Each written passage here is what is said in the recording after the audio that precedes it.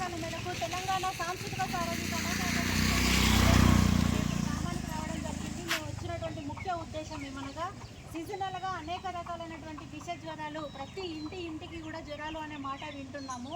దీనికి గల ముఖ్య కారణం ఏంటంటే మన చుట్టుపక్కల పరిసర ప్రాంతాలని పరిశుభ్రంగా ఉంచుకోకపోవడం. ముఖ్యంగా ఎందుకంటే మనం వాడి పడేసిన చెత్త అంతా కూడా కాలువలలో, ఇంకుడు గుంతలలో అక్కడిక్కడ జమ అయిపోయి, రోడ్డు చుట్టుపక్కల కూడా జమ అయిపోయి దోమలు, ఈగలు అనేవి తయారవుతున్నాయి. మనం వాడి పడేసినటువంటి నీళ్లు కూడా స్నానం చేసినప్పుడు, బట్టలు వించినప్పుడు, గిన్నెలు కడిగినప్పుడు అనేక అక్కడ నిలువ అట్లాగే ఉండిపోయి అనేక రకాలైనటువంటి దోమలు 1 పోయి 100 వేలు పుడుతున్నాయి. అక్కడి నుంచి మళ్ళీ మన ఇళ్లలోకి చేరి మనం తినే ఆహార పదార్థాలపైన ఈగలు వాలి మనకు తెలియకుండానే విష జ్వరాలకు దారితీస్తున్నాయి. కాబట్టి ముఖ్యంగా ఇంటి చుట్టుపక్కల పరిసర ప్రాంతాన్ని మన గ్రామంలో ప్రతి ఇల్లు కూడా పరిశుభ్రంగా ఉంచుకున్నట్లయితే మన పల్లెలన్నీ కూడా మంచిగా ఉంటాయి. కాబట్టి దయచేసి ప్రతి ఒక్కరు కూడా ముందస్తుగానే ఆరోగ్యాన్ని పరిశుభ్రంగా ఉంచుకోవాలని దావకాల్లో